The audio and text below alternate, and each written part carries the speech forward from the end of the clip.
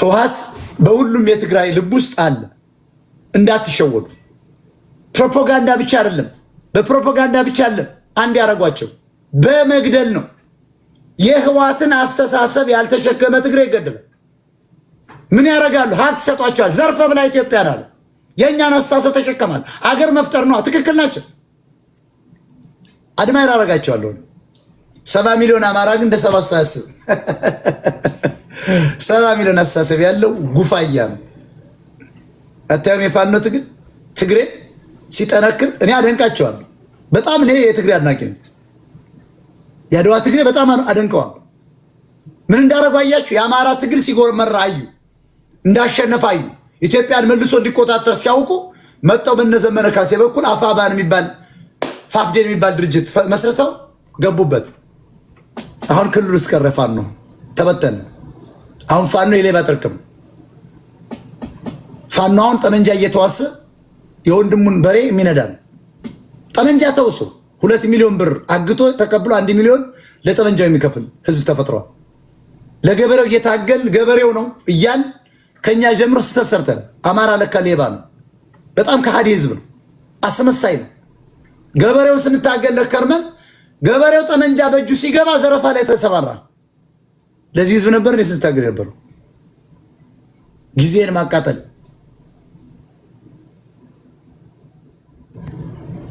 ስለዚህ ተራሲሱ አራሽ የትግሬ ሰዎች አዲስ አበባ መጥተው ባለ 7 እና 10 ፎቅ ሆነዋል። ስለዚህ ህወሓትና ትግሬ አንድ አይደለም የሚባለው አስተሳሰብ አማራ መሸወድ የለብን። አንድ ናቸው። በጥቅም የተሳሰሩ ናቸው። ለዚህ ነው ህወሓት ሲመታ በየአስፋልቱ መንገድ እየዘጉ እናታቸውና ልጃቸው እንደሞተባቸው እሪ ይሉ የነበረው። ለዚህ ነው ሚሊዮን ዶላር የሰበሰቡ ትግሬዎች ከአዲስ አበባ ሄደው ዘፋኞች ትግራይ በረሃ ውስጥ የሞቱት። ከዚህ በላይ ድርጅት የላቸውም። ትግሬ ከዚህ በላይ ድርጅት ያገኛል? ዘርፈ ብላ ነው ያለው። ኢትዮጵያ ገለ ብላ ነው ያለው። አስረ ብላ ነው ያለው። ታዲያ ሆዴን ይደግፍልን? ሆዴንማ የዚያን ሊገለው ነበር እኮ። ታዲያ ብልጽግና ይደግፍልን? ብልጽግናማ ይገደለው ነው። ጋላ ነው። ሪፖርት የሚሉ ትግሬዎች ናቸው። ተዋቸው። እነዚህ ቅማል በል የነበሩ ዛሬ ወርቅ ያንጠለጠሉ ትግሬዎች ናቸው። ተዋቸው። እኔ ለትግሬ ተራም ቦታም የለኝ። በጣም ነው ምንቀው። የጋላና ትግሬ ነኝ ብዙ በጣም ንቃቸዋለሁ። ተዋቸው። ሌላው በደጋዳሞት አካባቢ በጮቄ አካባቢ ምስራቅ ጎጃም ጮቄ እና ምዕራብ ጎጃም በተለይ ዝናቡ የሚባል ሰው ከህወሓት ተልኮ ይዞ እንደመጣ እነዘመነ ካሴ የተወሰነ የትግሬ ፋኖች እንዳስገቡ ተናግሬ ነበር የዛሬ 2 ሳምንት። የጎጃም ህዝብ ጥንቃቄ እንዲያደርግ ብዬ ነበር አይደል? ምን ተፈጠረ? እዚሁ ሚዲያ ላይ ነገርኳቸው። የተወሰኑ ትግሬዎችን ለትግል አስገቡና በሐምሌ 5 ሊያውጁ ጦርነት ሊከፍቱ መግለጫ ስተብሎ ዝናቡ እየጠበቀ ባለበት ጊዜ የነምሬ ወዳጆ ፋኖች ተገዳደሉ። ሰቆጣ ላይ ሲገዳደሉ ወዲያውኑ እነ ደብረጽዮን አስቆሙት። መግለጫውን እንዳሰጠ እዚህ ጋር በነምሬ በኩል ችግር ስለተፈጠረ አንድ ላይ መሄድ ስለማንችል ጦርነቱን እንዳከፍታሉት። ተመልከተው። አንድ ተራ አስከባሪ የነበረ አንድ ጎጃሜ ደግሞ እንዴት ህዝቡ እንዴት አድርጎ እንደሚቀልበት አሊባባ ላይ ጫማ የሚገዙ የፋኖ መሪዎች። ከዚያ በኋላ ሚስጥሩን ልንገራቸው። ትግሬዎችን በዚህ ከሱዳን በኩል አስገብተው ጦርነቱ ሊከፈት ማለት ነው። በቀጥታ መግለጫ ለመስጠት እየተጠባበቀ ተደወለለት። አስቆሙት። በመካከል ላይ እና አብይ አህመድ የእኛን ሚዲያ ሰምተው ነበር። መንግስት ናቸው እና አብይ መንግስት ናቸው። ባንክ ታንክ አላቸው። መረጃው ኢንሳይድ እነሱ ነው። ተልኳቸውን ስላወቁ ጦርነት በአማራ ህዝብ ላይ ተከፈተ ማለት ነው። ስንት ሰው እንደሞተ ያውቃቸዋል። አሁን በዚህ ሳምንት ስንት ጎጃሜ አማራ እንዳለቀ አይታቸዋል። ስንት ገበሬ እንዳለቀ አይታቸዋል። ስንት የገበሬ ልጅ እንደተገደለ አይታቸዋል። ስንት ድሮን እንደተደበደበ አይታቸዋል። ነግሬያችሁ ነበር። አሁን የምታዩት እስከ ጮቄ ድረስ ያለው አብይ አህመድ ድብደባ በዛ የተነሳ እነሱ ጦርነት ሙሉ ጦርነት ሊገቡ ሊያውጅ ክተት ሊጠራ ዝናቡ ቁጭ ብሎ ማይክ ይዞ ሚዲያ ተቀጥሮለት ሊናገር ሲል ተደወለለት። እንዳትናገር ተባለ። ሐምሌ 5 በሙሉ ጦርነት ሊጀምሩ ማለት ነው። በምን ምክንያት? የነምሬ ወዳጆ የሰቆጣ ፋኖ ግድያ ማለት ነው። አንድ ላይ መሄድ ስለማንችል ብለው እነሱን ተሸወዱ። ጦርነቱን ሳያውጅ ማን ደረሰባቸው? ጋሎች ደረሱባቸው። ጋላ ደረሰበት። ያሳዝናል። ገበሬው በማያውቀው ተቀጠቀጠ። እኔ ለዳሞት ህዝብ የቅድመ አያቴ ሀገር ነው ዳሞት። ዘሪሁን ካሳ ይባላል። ወደ ሞጣ የመጣው ሰው ገሎ ነው፣ 2 ሰው ገሎ ነው። የጀግና ሀገር ነው፣ ከቋሪት አካባቢ ማለት ነው። በጣም አዝናለሁ። ጀግና ህዝብ ነው፣ መሪ ግን የለው። ተመታ ህዝቡ ብታዩት። ፋኖ የተባለ ውሸት። አንድም ጦርነት በአብይ ላይ ሳይደረግ ህዝቡ አለቀ። የዝናቡ ገንዘብ ሰብሳቢ የዳሞት ፋኖች ለህዋት እንደሚሰራ ስለሚያውቁ አፍነው ያዙት። ማን ነበር ስሙ? ገንዘብ ሰብሳቢ። ዝናቡ እንዴት እንዳመለጠ ልንገራቸው። ለኛ ክብር አይመጥንም፣ ግን መነገር አለበት። ዝናቡ እርጉዝ መስሎ ቀሚስ ለብሶ ነው ያመለጠው። ነው ዛሬ ትግሬዎች ጀነራል ዝናቡ በሉት፣ ውሸት ነው። ዝናቡ ያመለጣቸው እርጉዝ መስሎ ቡትቶ የሴት ልብስ ለብሶ ነው ያመለጣቸው። ተመልከቱ። ይሄ ነው እንግዲህ ዝናቡ ጀግናው እየተባለ የሚወራለት ውሸት ነው። እኔ እያንዳንዱ የፋኖ ሚስጥሮች በእጄ ናቸው ያሉ። ምክንያቱም እኛ እያዋጋነው ነው። እውነተኛው ፋኖ እኛ ጋር ነው ያለው። አሁን ዝናቡን የትግሬ ሚዲያዎች የሚያንቆለባብሱት አውቀው ቅጥረኛ ስለሆነ ውሸት ነው። በጣም ታፍራላችሁ። ይሄንን የደጋ ዳሞት ሰው ያውቃል። እኔ ልንገራችሁ፣ ሚዲያ ነው መውጣት አለበታ።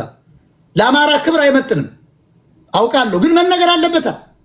አሁን ብዙ ሰዎች ይሄ ነገር እንዳይነገር ይፈልጋል። ኖ አማራ ማወቅ አለበት። ምን ያህል ሴራ ትግሬ እየሰረብን እንዳለ ተመልከቱ። ትግሬዎች እንዴት እጃቸው ረጅም እንደሆነ። ትናንትና ዘመነ ዘረጦ ሲል የነበረውን ሀብታሙ አያሌውን ገዝተውት ዛሬ እኮ ትግራይና ፋኖና አብሮ መስራት አለበት ይላል። ተመልከቱ። 20 ኩንታል ወርቅ በየወሩ እኮ የሚያስተላልፉ ናቸው። በጣም ገንዘብ አላቸው። ይገዙሃል።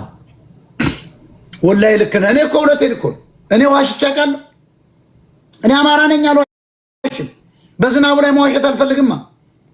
ለምን? አንደኛ አማራ እኮ አማራ ነው ልጅ እኮ ምንም ቅልቅል የለበት። ግን እውነታው መነገር አለበት። ህዝባችን መንቃት አለበት። ምን እየተደረገ ነው? ህዝባችን እኮ አለቀ። ትግሬን ተሸክመን እንመጣለን ብለው እኮ ነው ያስጨረሱ። ሰሞኑ እኮ ያ ሁሉ ጎጃሜ አይታችሁታል። ትግሬዎች ፋኖንም ብለው አማርኛ ተናጋሪ ፋኖች ወደ 37 ሰዎች ተመርጠው በሙሉ የሚገርማችሁ ፋኖንም ብለው የገበሬውን ቤት እየገቡ እህሉን አይታችኋል እንዴት እንደሚደፉት፣ ካፈር ጋር እንዴት እንደሚቀላቅሉት። አንድ ገበሬ እንደው ምን አለ? የአማራ ፋኖ በፍጹም ፋኖንን ነው ያሉ አለ ሲጠየቅ። እኔ ፋኖ ግን በፍጹም የአማራ ልጅ እህልን ካፈር ጋር አይቀላቅልም ነው ያለ። እውነት ነው። ትግሬዎች ነበሩ። ይሄ እውነት ነው። የደጋ ዳሞት ሰዎች ካላችሁ ግቡና ተናገሩ። ዝናቡ እንዴት ያመለጠ? ዝናቡ ከነ አብይ አህመድ ወታደር እንዴት ነው ያመለጠው? የሴት ልብስ ቀሚስ ለብሶ እርጉዝ መስሎ ነው ያመለጠው። አመለጣቸው። እርጉዝ መስሎ አመለጣቸው። እነሱ የሚጠብቁ ዝናቡ የልዩ ኃይል ልብስ የለበሰ የድሮ ምናምን ወጣት ነው የጠበቁ። ቀጥ ብሎ በእነሱ መካከል እርጉዝ መስሎ አመለጣቸው። ይሄ ነው እንግዲህ ትግሉ። እኔ ነግራችሁ ነበር። የጎጃም በተለይ የደጋ ዳሞትና ወደ ጮቄ አካባቢ ያላችሁ ተጠንቀቁ። ቢቡኝ እነ ዝናቡ ከወያኔ ጋር ጦርነት ሊከፍቱ የዛሬ 2 ሳምንት ነበራቸዋል። ረጅም ሰዓት ለ4 ሰዓት ሰራ ተናግሬያለሁ። ይሄው ልክ 2 ሳምንት አልሞላም። እኔ መረጃ ነበረኝ። ህዋቶች ጦርነት እንደሚጀምሩ መረጃ ነበር። ይሄ ነው እንግዲህ የአማራ ፋኖ ትግል።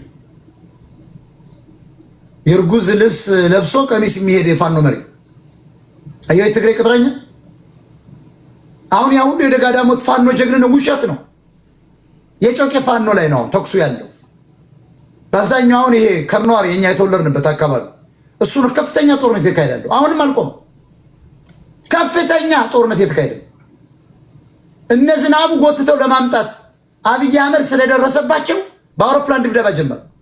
ጋላ ጨካኝ ተመልከቱ። የሞተው ማን ነው? በመካከል ገበሬው የሞተው ገበሬው ነው።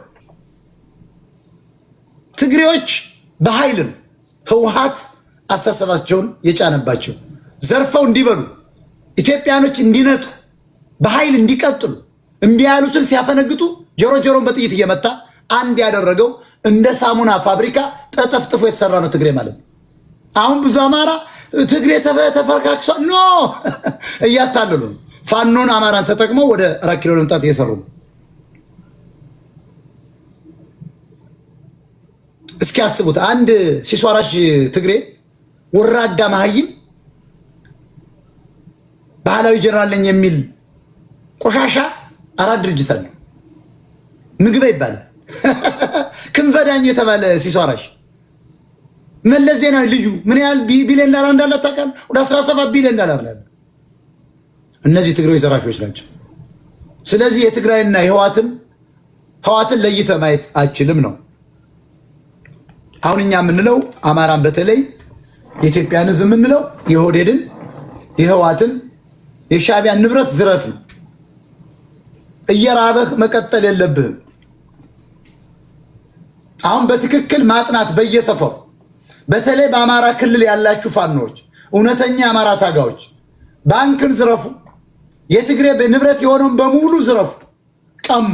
ለምን? የእናንተ ነው። ከየትም ይዘውት አልመጡም። በአዋጅ አስወጧቸው። አንደኛ ጥቅም አለው። ክፍለ ኢኮኖሚውን ይዘውባቸዋል። ምግብ ቤቱን ይዘዋል፣ ወርቅ ቤቱን ይዘዋል፣ መጠጥ ቤቱን ይዘዋል፣ ስጋ ቤቱን ይዘዋል፣ አስመጭና ላኪውን ይዘዋል፣ መሬቱን ባንኩን ይዘዋል፣ እርሻ ልማቱን ይዘዋል። እነዚህን በሙሉ ማባረር። ያኔ ገንዘቡም ያንተ ነው። ሎተሪ ለማዞር ወደ አዲስ አበባ አትሄድም። ክልል ላይ ገንዘቡ አለ።